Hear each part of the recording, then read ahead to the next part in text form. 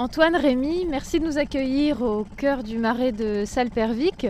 On va vous suivre pendant une bonne heure, puisque là vous remplacez Monsieur Favrel, qui est le dernier facteur en barque finalement à faire sa tournée en barque en France. Alors on va vous suivre et vous allez nous expliquer un petit peu votre métier pendant ces mois d'été. Est-ce que vous pouvez d'abord nous expliquer tout simplement la tournée que vous allez faire ? En fait là on est parti donc du Bon Accueil, donc à un endroit à Salpervik justement. Et on va partir sur Saint-Martin-en-Laye, Saint-Omer, donc tout ce qui est donc, du côté ouest si je ne me trompe pas. Et repartir ensuite, donc faire une grande boucle dans tout le marais. Pour repartir ensuite du côté de Tilk et donc Salpervik. On va revenir sur Salpervik et faire Tilk là-bas. D'accord, et vous desservez combien de maisons alors comme ça ? Il y en a une bonne cinquantaine je pense au final. Donc après il y a beaucoup de vacanciers aussi donc qui ne sont pas forcément là. Et donc c'est sûr qu'il n'y a pas beaucoup de maisons mais c'est très long entre chaque maison. Donc ça peut être des tournées qui durent 2 heures, 2 heures et demie facilement. Comment ça se passe ? C'est des maisons qui ne sont accessibles que par barque, c'est pour ça qu'on fait la tournée encore en barque aujourd'hui ? La majorité sont accessibles que par barque et donc on fait quelques maisons qui sont aussi accessibles par route mais qui sont sur le parcours. Qu'on prend avec. Et il y a une bonne trentaine aussi de maisons qui sont accessibles uniquement par barque. D'accord, en tout cas on va vous suivre pendant cette tournée.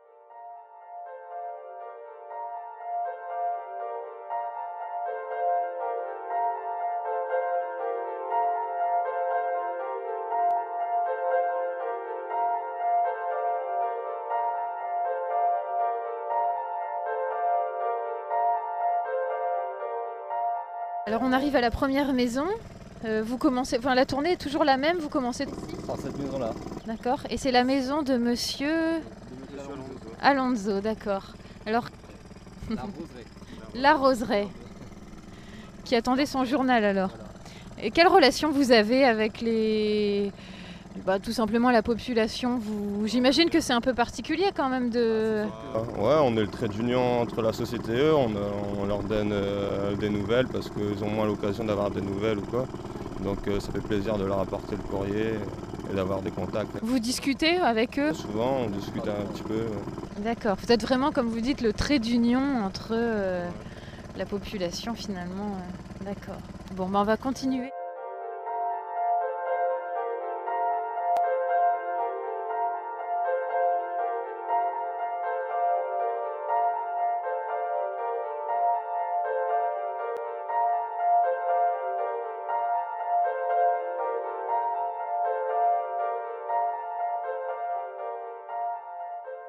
Antoine, Rémi, là on vient de parcourir quelques centaines de mètres en barque. Ce qui marque aussi, c'est la beauté des paysages. Est-ce que vous êtes originaires de la région tous les deux ? Est-ce que vous connaissiez un petit peu les marais ou c'est vraiment une totale découverte aujourd'hui pour vous ? Donc moi oui, donc je suis de la région et j'ai des amis, mes parents ont des amis qui habitent justement le marais et donc j'avais pu quand j'étais petit... Vous connaissiez vraiment, vous avez parcouru déjà en barque le marais ? J'étais très jeune donc en faisant la tournée en barque, je me rappelais plus du tout des paysages donc c'est vrai que c'était une redécouverte. Après je sais pas si Rémi... Moi je suis de la région aussi mais je connaissais pas du tout le marais et j'avais jamais eu l'occasion de venir donc c'est une découverte pour moi. Alors vous commencez aussi, je sais que ça fait plusieurs mois que vous faites la tournée. Vous Rémi, vous commencez. C'est un peu particulier, autant en vélo ou en voiture, on a quand même le nom des rues pour se repérer. Là, comment vous faites pour vous repérer ? Vous avez en tête déjà le... Là c'est exclusivement, en fait, c'est vraiment les noms des gens. Il n'y a pas réellement de numéro de rue, de rue exactement. Donc c'est le nom des gens, on doit le connaître, voir les prénoms parce que souvent il y a des homonymes, pas mal d'homonymes. Et donc on est obligé de connaître par cœur. Donc comment vous faites ? Vous repérez le parcours avant de commencer ou... Parce que là on part quand même pour 2 heures de... On a un cahier aussi avec un cahier de tournée très bien trajet fait. Si on se perd. Et on a les photos, les maisons qui sont prises en photo pour se repérer aussi. Mais après, une fois qu'on connaît le parcours, on n'a plus besoin du cahier, quoi. D'accord. Est-ce que le portable passe ici ? Oui, quand même. On va continuer à vous suivre.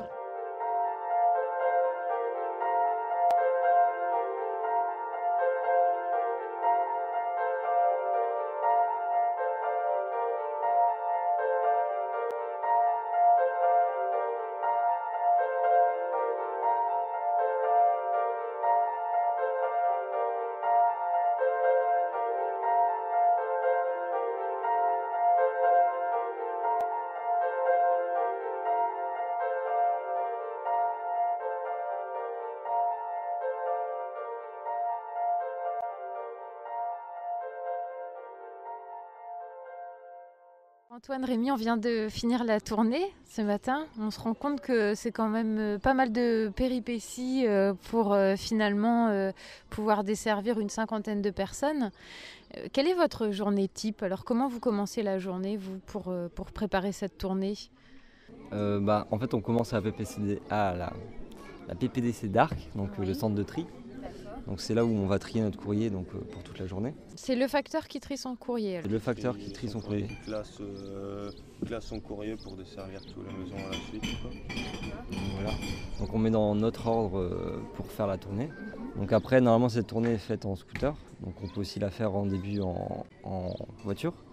Et après, on arrive ici donc, pour faire la tournée. Vous faites une première tournée avant de commencer la tournée? En fait, il y a une tournée avant en véhicule, donc soit scooter, soit voiture. D'accord. Alors pour comparer un petit peu, vous faites combien de temps de tournée pour desservir combien de temps de maison en voiture ou en scooter, vous savez? À peu près 2 heures de tournée en voiture pour, je sais pas, il y a combien de foyers? Il doit y avoir 300 foyers. Ouais, 300 foyers. 300 foyers, alors que là on est sur 50 000. Sur 50 et on est sur le 2h30. même temps, voire plus. Donc c'est sûr que c'est pas comparable, mais c'est le bateau qui va beaucoup moins vite que le véhicule voiture ou scooter.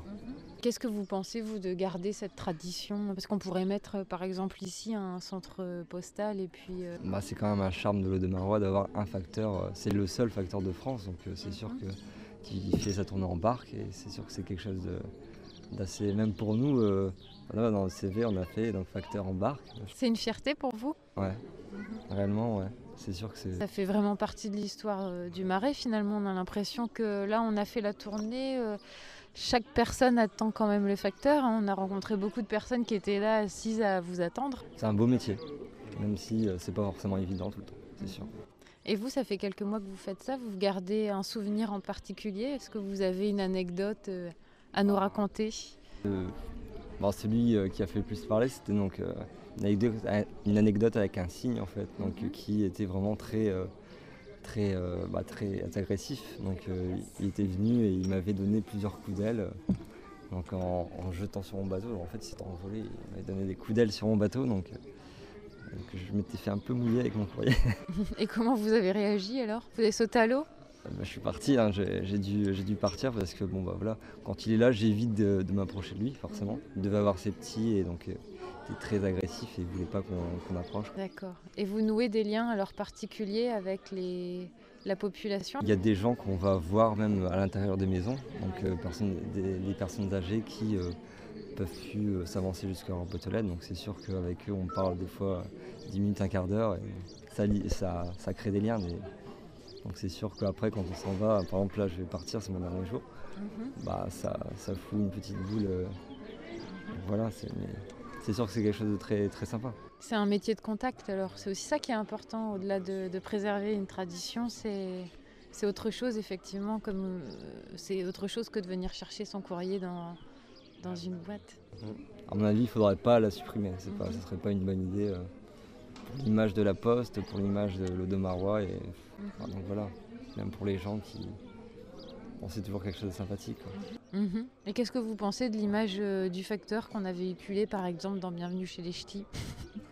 On vous offre souvent des choses à boire, un café? On propose souvent, mais c'est plutôt nous qu'on refuse parce qu'on n'a pas trop le temps.